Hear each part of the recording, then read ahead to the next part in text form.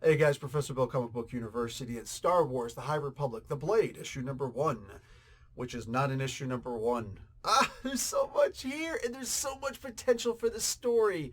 Unfortunately, when you finish reading the story and you got a big smile on your face, you read some other stuff and you come to realize, oh, I have no idea what I'm reading here.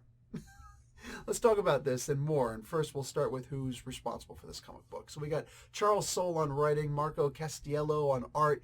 This has got to be a Greek name. Jim Charalampidis on colors. Yeah, that guy, Jim. Damn it, Jim. VC's Travis Lanham on letters, and Giuseppe Camuncoli and Frank Martin do the cover art. A couple variant covers out there, and George Lucas, of course, is responsible for the beginnings of all this stuff, and now it's completely out of his hands, and he's probably really pissed off that it's going this way. Hey, what do I know? Blame Disney. So anyway, we're doing the time of the High Republic. Here's this Porter Engel guy who is actually really interesting, really, really freaking interesting. And apparently during this the Starlight Beacon stuff, everything is revolved around the Starlight Beacon, which I guess at the end of the day, it's going to be destroyed at some point or another. It only makes sense, right? But I love the idea. I love the concept of what this is. I love that there's one thing uniting everything in this particular era of Star Wars, right? Everything in the regular Star Wars universe that we know is built around the Battle of Yavin 4, right? That was when Luke was the hero who destroyed the original Death Star, and like that's year zero for the Star Wars universe, right? Everybody can understand that stuff because it was one movie and or one novel and or one comic book. They were all the exact same thing for the most part, and bang, there you go. And it was enjoyable and it was out of control, and everybody for the most part loved it. Loved it, right? Even if they didn't make a part two, which surpassed part one, even if it was a standalone movie, people would have loved it, right? And now on the heels of what do you call it? The sequel movies with Darth Emo and all that stuff, and Rey, the new Palpatine Empire thing, chick person with the golden lightsaber, whatever, all right, and the golden shower. Um, on the heels of that, they make the New Republic, the High Republic. Yeah, nice try. I think that it was a great concept, but unfortunately there was the comic book and the novel that came out at the same time. They were not the same thing. They were completely different things. And in order to understand anything, you kind of had to read both of them. And I'm an adult now, not a kid. So it's hard to devote this much time to someone else's content, especially when they don't have a whole lot of my trust on the heels of a failed sequel trilogy. So even though like my bud, like this amazing artist Ario Anandito brought on to the High Republic to make sure that it's really freaking fantastic art, and trust me, Marvel is getting the better end of the deal than Ario is, but man, at least he's getting his name out there. I can honestly say that for crying out loud, dude, this had the potential to be something amazing. The problem is they just threw too much stuff at us. Even after the novel and the comic book, they started throwing multiple other novels at us, and even worse, multiple other comic books. I read this comic book, and this comic book by itself was actually pretty good. On its own, without any, if this was just surprise out of nowhere, it says a century and a half before the fall of the Starlight Beacon. Oh, Starlight Beacon already fell? Okay, well, what is that in relationship to the creation of the Starlight Beacon? What is that in relationship to when the issue one of the High Republic came out? Like, when exactly is this happening? Because I don't know right now. I'm too all over the place with this. They're too all over the place with the deliverable. Here's this character in here. Porter Engel, I didn't actually have to look. Porter Engel, a very interesting character who, by reading this, he is a horrible cook, but he's trying. All right, there's a smile there, which indicated to me like, hey, I tried, whatever, but I'm able to do cool things with the Force, right? Your free meal sucks, sorry. And he's able to stop time around another enemy or the adversaries around him, like in his, because like Barash or whatever that his sister's name was, who's not actually his sister, it's his friend. Everybody, she stayed way back when he was out there fighting. So apparently he's able to make a time bubble where he can move, but everybody else is frozen. They can still talk, but he can move and they can't. And get behind them and, kill them if he wants to, or at least, cause them to yield because he's got an extra lightsaber that's like, prepare to die. I don't know what exactly he's doing there, but that's what I read. That's how I understood this. This is how it was presented to me. And I'll get to the truth of it in a moment. And he's able to use Sebek cards to help him deflect blasters or something like that, or he's doing it because he's trying to prove something. I don't exactly know, but I'm reading all this stuff and I'm like, this is actually pretty interesting. And I start thinking about all the potential of the Blade issue number 1, which is obviously the first appearance, right, of Porter Engel, right? It's not, but should be. I imagine. I don't know. Tell me it's a prequel. Anyway, look, on its own, this felt really cool.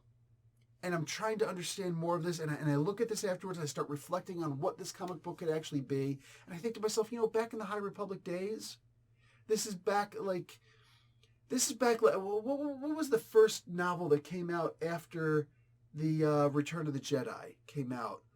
Treaty on Baraka or something like that, I forget what it was. This was the one where Obi-Wan's ghost said he has to leave Luke at this point. It's like, I gotta go, bud. Can't stay with you forever. Sorry. Love you. Peace. And Luke started doing a bunch of things, and he was able to do the lightsaber spinning around thing, and he killed somebody. It's like, I hate having to do that, but like, what else can I do? I'm in a horrible situation here. Yeah, and just, I don't know, like, there was a lot going on, and he had to try and figure things out, and he had to realize that, the Jedi used to be peacekeepers, and they used to solve people's problems.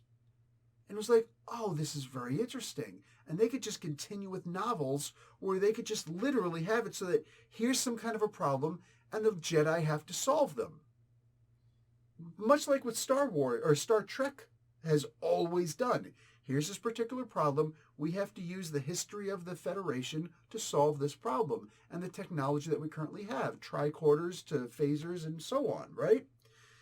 Well, now I'm reflecting on this comic book by itself, and I'm thinking, this is all they need to do. You don't need some large expanded universe where all of these other things are happening. You can literally just say, let's take 100 day-to-day problems that can happen in the world, things that we've already seen, but how would a Jedi handle these problems? How would a Jedi solve these problems? You could take any episode of Law and Order. Don't do the SVU stuff. That's just like not for kids. But you take like regular, Law and Order stuff, CSI stuff, the JAG, and like whatever. All right, whatever crime, drama, mystery, whodunit. You can take any of these scenarios and just say, what would a Jedi do in that situation? And I would read the hell out of that comic book series. Every issue could be standalone. You could have a couple to be continued in. They left on a cliffhanger. Amazing. Like, there's so much that they could do with this. And I was left with a feeling of content reading this issue. Looking forward to a day-to-day whodunit, Scooby-Doo mystery type thing. Then I go and I decide to, and I make the biggest mistake ever, and I start reading, what's the first appearance of Porter Engel? Turns out it's in The Lost Light or something like that. Whatever. I'll try to remember to put the thing up here because, yeah, anyway, like, maybe it's over here. It's going to be him go that away, all right? And it turns out that he's actually lived thousands of years. That was established in this comic book. But he's able to live thousands of years, lived during the Starlight Beacon. He was fat. He had a huge freaking beard. He had a messed up eye. And he was an amazing cook at this point. Oh, so him being a bad cook in this issue was actually just a ha-ha moment. It was an inside joke. And I was left out. Charles Soule has done amazing stuff, and I love that they got Giuseppe Camuncoli doing the cover of this because let's face it, that was the duo that brought us, the Vader series, and it was some of the best stuff that we'd read in a Star Wars comic books for a long time. Even some of the Dark Horse stuff pales in comparison to that, right? So some of the best stuff that we've read is there, and Fortress Vader, you know what I'm saying? Like just stuff. Look, man, this issue could have been amazing. Unfortunately, when you come to find out that it's just some small prequel thing that's not really going to matter, unfortunately, it really brings down the value of this comic book to me. There was so much potential here, and then to come and find out that there was a lot of stuff in here that I wasn't meant to get because I didn't read the other stuff. When the original Star Wars story came out, you could throw the Phantom Menace and all the other prequels at us, and even the failed sequels that nobody can agree upon if it was good or bad, right? But most of us seem to say it was bad.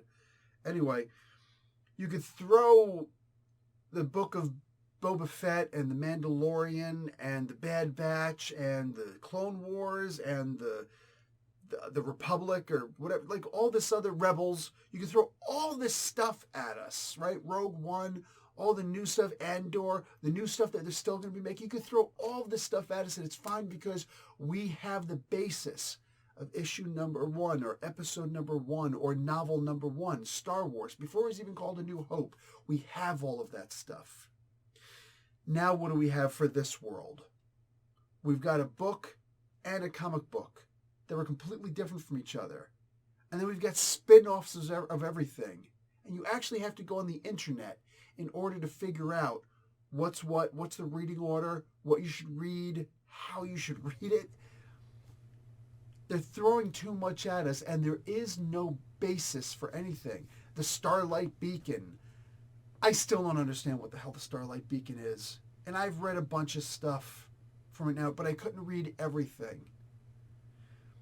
If they had given us one thing, just one thing, Star Wars, the High Republic, introduce us to the Starlight Beacon, really make us understand how important this is, in one story. I don't care if it's a novel.